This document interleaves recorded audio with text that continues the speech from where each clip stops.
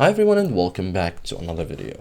So if you use a large iPhone and struggle to reach the top of the screen with one hand, Reachability makes things much easier. In iPhone settings 2026, Reachability lets you pull the top of the screen down halfway so everything is within thumb reach. Okay, so in this guide I will show you step by step how to turn on Reachability on your iPhone in 2026 like a pro. So first thing first, tap settings, okay, look for accessibility,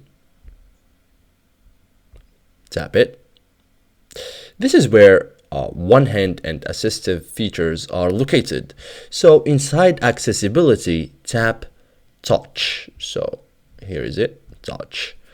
So you will see touch related options. Okay, so I want you to toggle on reachability in these options. So it's already turned on in my iPhone. So as long as reachability is now enabled, so it works. Okay, so how does it work? Once enabled, on iPhones without home button, swipe down on the button edge of the screen. Okay, on iPhones with the home button, lightly double tap, not click, the home button. Okay, so the screen slides down halfway, making top items easy to reach. Okay, so you can return to normal screen.